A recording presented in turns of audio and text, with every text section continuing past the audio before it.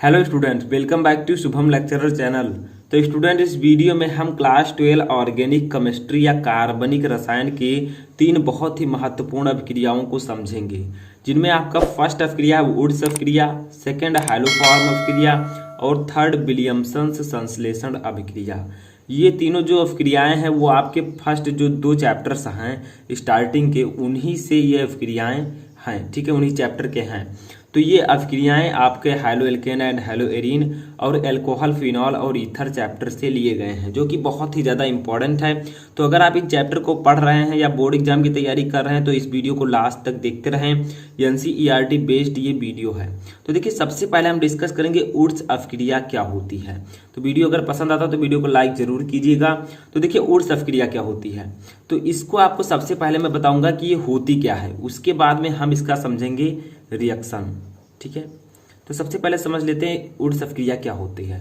तो देखिए, जब एल्किल हैलाइड की सोडियम धातु से क्रिया शुष्क ईथर की उपस्थिति में कराई जाती है तो एल्केन बनती है, और इसी अभिक्रिया को हम वुड्स अभिक्रिया कहते हैं। ठीक है, तो देखिए क्या कहा गया है यहाँ पर कहा गया है कि जब एल्किल हैलाइड क्या होता है, RX प्रकार के जो यौगिक होते हैं वो एल्किल हैलाइड कहलाते हैं। ठीक है, R आपका एल्किल है, X है हैलाइड। अब आप लोग कहेंगे X क्या है, तो X आपका हाइड्रोजन ग्रुप का जो एलिमेंट होते हैं, जैसे क्लोरीन, ब्रोमीन, ठीक है, फ्लोरीन, आयोडीन, ये सब होते हैं आपका हाइड्रोजन। ठीक है, जो कि हाइलाइड जो है बनाते हैं। तो देखिए, RX, R है आपका एल्किल, X है हाइलाइड। ठीक है, जैसे हम एग्जांपल ले लेते हैं, एल्किल के स्थान पर आप कुछ भी रख सकते हैं, जैसे CH3, और हाइलाइड के स्थान पर हमने ले लिया Cl।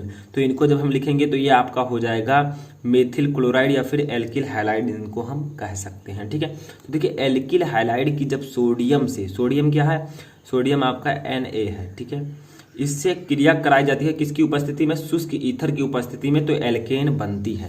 तो चलिए रिएक्शन को समझ लेते हैं, तो आपको सब कुछ फाइनली समझ में आ जाएगा। ठीक है, तो देखिए यहाँ पर हम लिख देते हैं रिएक्शन।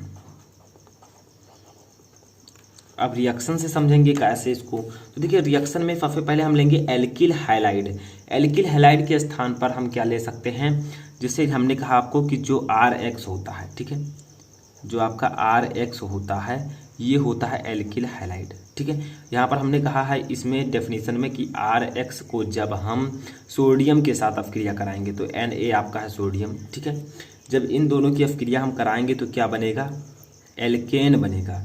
अब एल्केन क्या होता है, एल्केन आपका बन जाएगा R, ठीक है, और प्लस NaX। कैसे बनेगा, अब इसको हम संतुलित कर लेते हैं। ठीक है, रिएक्शन को संतुलित जरूर कीजिएगा। तो देखिए, ये है एल्किल हैलाइड, ये है आपका सोडियम। अब हमें 2 R की आवश्यकता है। जब 2 R मिलेंगे, R और R, तो आपका एल्केन बनेगा। ठीक है, 2 एल्किल जब मिलेंगे तो एल्केन बनेगा। तो देखिए, हम यहाँ पर क्या करते हैं, 2 R चाहिए तो हम आगे 2 लगा देते हैं। ठीक है, अब देखिए 2 R हमारे पास हो गया यहाँ पर। अब क्या बचा, 2X है, तो यहाँ पर 1X है, तो यहाँ पर भी हम 2 लगा देंगे ताकि 2X हो जाए। ठीक है, समझ में आ रहा है। तो इस प्रकार से आपको रिएक्शन को बैलेंस करना है। देखिए 2RX यानी कि R इधर कितने हैं, 2 है, तो R इधर कितने, 1 2 है। ठीक है, इधर कितना है, Na आपका 2 है, इधर सिर्फ 1 Na है, तो यहाँ पर भी हम 2 लगा देंगे, तो 2 Na हो गया। ठीक है, X कितना है, 2, X कितना यहाँ पर 2 है। अब ये अभिक्रिया आपकी बैलेंस हो चुकी है। तो यहाँ पर यही कहा जा रहा था कि जब एल्किल हैलाइड की सोडियम धातु से अभिक्रिया कराएंगे, किसकी उपस्थिति में, ऊपर आपका रहेगा शुष्क ईथर। ठीक है, शुष्क ईथर की उपस्थिति में अभिक्रिया कराएंगे तो आपका क्या बनेगा, एल्केन बनेगा। ये आपका है एल्केन। ठीक है, ये आपका है सोडियम हाइलाइड। ठीक है, और ये आपका क्या है, ये है एल्किल हैलाइड, तो एल्किल हैलाइड लिख देते हैं, एल्किल हैलाइड। ठीक है, ये Na आपका है सोडियम, तो इसको भी लिख देते हैं सोडियम। तो कोई दिक्कत यहाँ पर नहीं है। आप लोगों को यही समझना है कि जब एल्किल हैलाइड की अभिक्रिया हम सोडियम से कराएंगे शुष्क ईथर की उपस्थिति में तो एल्केन बनेगा। इसी को हम कहेंगे वुड्स अभिक्रिया। अब आप एक प्रकार से आप इसे और समझ सकते हैं, जैसे R के स्थान पर आप वैल्यू को रख सकते हैं। जैसे मैंने यहाँ पर रख दिया, देखिए 2R है आपका एल्किल में हम लोग रख सकते हैं जैसे CH3। ठीक है, X के स्थान पर रख सकते हैं जैसे हम आयोडीन रख दें। ठीक है, क्योंकि ये X जो है हाइड्रोजन ग्रुप का तत्व है I। ठीक है, प्लस 2Na। अब जब हम इनको अभिक्रिया कराएंगे, गिव्स आउट करेंगे, ऊपर लिख देंगे ईथर। ठीक है, ईथर, तो आपका क्या बनेगा CH3। देखिए आर ऊपर लिखा था तो आर पर हमने ले लिया, आर के स्थान पर CH3, तो देखिए CH3 हो गया, ठीक है, प्लस 2Na। अब X के स्थान पर हमने लिया है I, तो I हो जाएगा, ठीक है। तो इस प्रकार से आप समझ सकते हैं वुड्स अपक्रिया को, ठीक है। तो देखिए जब एल्किल हैलाइड, ये आपका CH3I जो है ये आपका मेथिल आयोडाइड है, ठीक है, इसकी अपक्रिया हमने सोडियम से कराई तो आपका एथेन बना, इसका नाम क्या हो जाएगा एथेन, ठीक है। तो एल्केन बना और आपका सोडियम आयोडाइड बन गया। तो ये आपका है रिएक्शन और इसको मैंने क्या किया है इसमें परिवर्तित कर दिया है, ठीक है। दोनों आपका इसका एग्जाम्पल है। इसके बाद में देखिए आप, इसके बाद में हमारा जो दूसरा रिएक्शन है वो है हाइलोफॉर्म अपक्रिया। हाइलोफॉर्म अपक्रिया क्या होती है तो इसको भी समझ लेते हैं। जब एथिल अल्कोहल या एसीटल्डिहाइड या फिर एसीटोन, ये तीनों जो हैं हाइलोफॉर्म अपक्रिया देते हैं, ठीक है। यानी कि हाइलोफॉर्म अपक्रिया जो होती है, ठीक है, इसको एथिल अल्कोहल, एसीटल्डिहाइड तथा एसीटोन, जिनमें क्या होता है, जिनमें ON2 या फिर ऑल2 लगा होता है, इस प्रकार के यौगिक हाइलोफॉर्म अपक्रिया देते हैं, ठीक है। तो इतना आप लोग याद रखिएगा, ये तीनों हाइलोफॉर्म अपक्रिया देते हैं।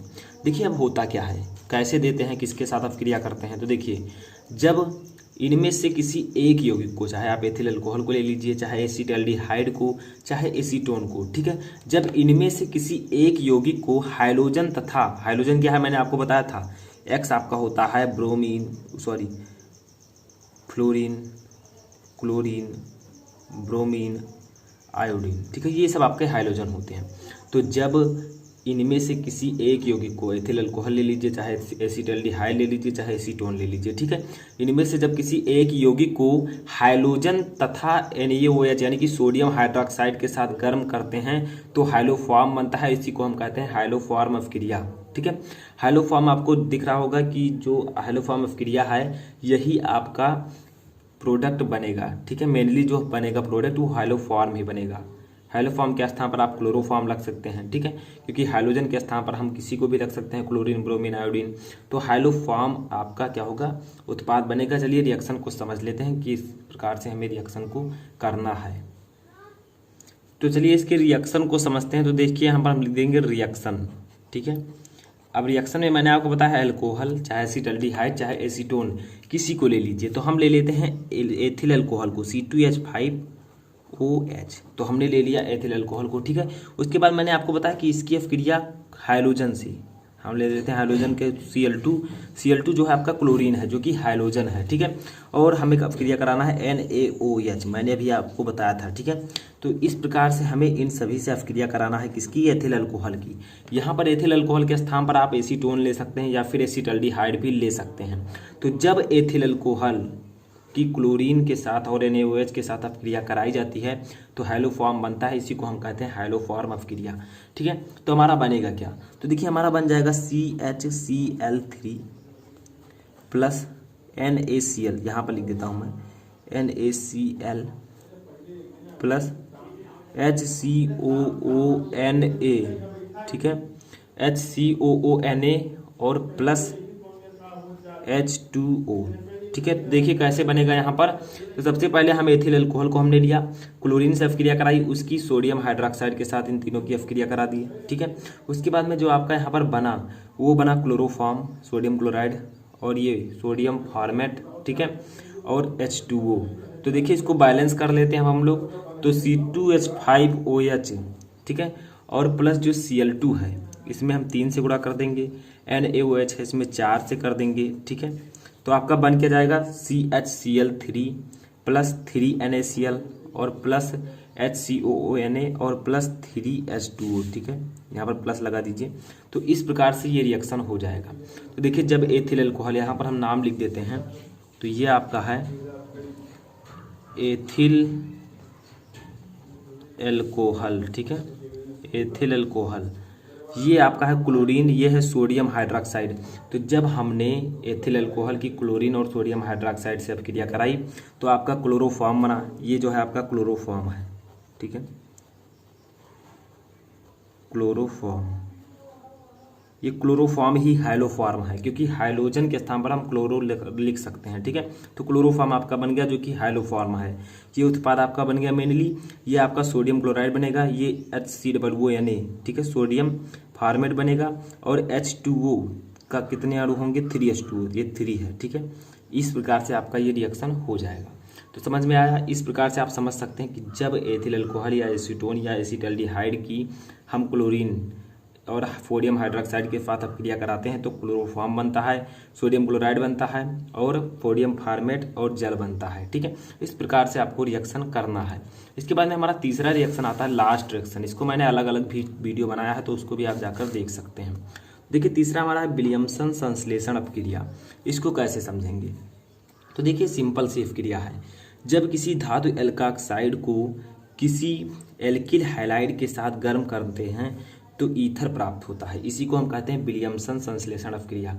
यानी कि कोई धातु एल्काक्साइड है, ठीक है, और उसकी अपक्रिया हमें करानी है एल्किल हैलाइड। एल्किल हैलाइड क्या है, मैंने आपको बताया था RX, R है एल्किल, X है हैलाइड, ठीक है, के साथ गर्म करने पर ईथर प्राप्त होता है। इसी अपक्रिया को हम विलियमसन संश्लेषण अपक्रिया कहते हैं। अब धातु एल्काक्साइड जो है, इसके स्थान पर हम धातु क्या लेंगे, सोडियम ले लेंगे, एल्कोक्साइड को एथाक्साइड ले लेंगे। तो जब सोडियम एथाक्साइड को एथिल आयोडाइड, एल्किल हैलाइड के स्थान पर हमने ले लिया एथिल आयोडाइड, ठीक है, के साथ गर्म करते हैं तो डाई एथिल ईथर बनता है। ठीक है, तो ये तो आपका जो है केमिकल डेफिनेशन है। ठीक है, और ये मैंने इस पर अप्लाई कर दिए हैं कंपाउंड को। इस प्रकार से आपको रिएक्शन समझना है। तो चलिए रिएक्शन को समझ लेते हैं। तो यहाँ पर आपका हो जाएगा रिएक्शन। तो रिएक्शन में देखिए क्या क्या कहा गया है।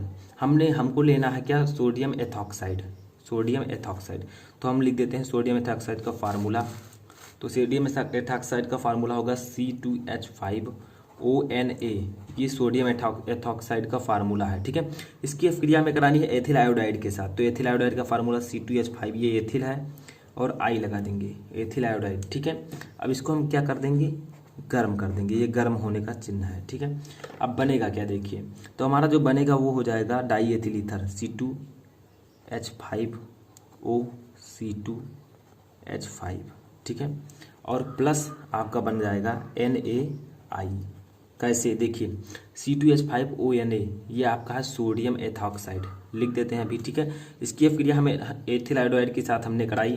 तो देखिए क्या बना, C2H5OC2H5, यानी कि डाई एथिल ईथर। C2H5 हमने यहाँ से ले लिया, यहाँ पर आ गया, ये एक C2H5 हमने इसको ले लिया, यहाँ पर आ गया। ठीक है, O हमने ले लिया, यहाँ पर आ गया। तो बचा क्या, Na यहाँ पर बचा और I यहाँ पर बचा, तो इसको हमने यहाँ पर रख दिया। ठीक है, तो ये रिएक्शन आपका बैलेंस है। तो इसका नाम लिख देते हैं, ये है आपका सोडियम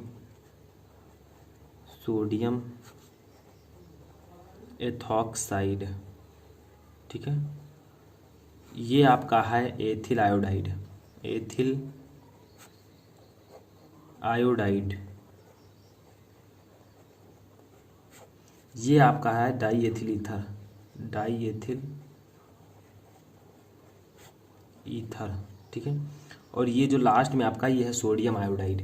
तो विलियमसन संश्लेषण अपक्रिया में जब किसी धातु एथॉक्साइड को, जैसे सोडियम एथॉक्साइड हमने ले लिया, इसकी अपक्रिया एथिल आयोडाइड या फिर एल्किल हैलाइड से कराई जाती है, तो इन दोनों को आपस में गर्म किया जाता है तो आपका डाई एथिल ईथर बनता है या फिर ईथर प्राप्त होता है। इसी अपक्रिया को कहेंगे हम विलियमसन संश्लेषण अपक्रिया। तो ये थे आपके इम्पोर्टेंट 3 जो रिएक्शन है वो। ठीक है, और इस रिएक्शन को मैं अलग अलग वीडियो में भी बता चुका हूँ, यानी कि एक एक वीडियो में एक एक रिएक्शन, तो उसको भी आप लोग सर्च करके देख सकते हैं। तो इस वीडियो में फिलहाल इतना ही। आई होप कि आपको ये वीडियो अच्छा लगा होगा और समझ में अच्छे से आ चुका होगा कि विलियमसन संश्लेषण विधि, ओट्स अपक्रिया और हाइलोफॉर्म अपक्रिया क्या होती है। तो इस वीडियो में फिलहाल इतना ही। वीडियो पसंद आया हो तो लाइक कीजिए, चैनल पर नया चैनल को सब्सक्राइब कीजिए, और कोई भी क्वेरी है तो आप मुझे कमेंट बॉक्स में बता सकते हैं।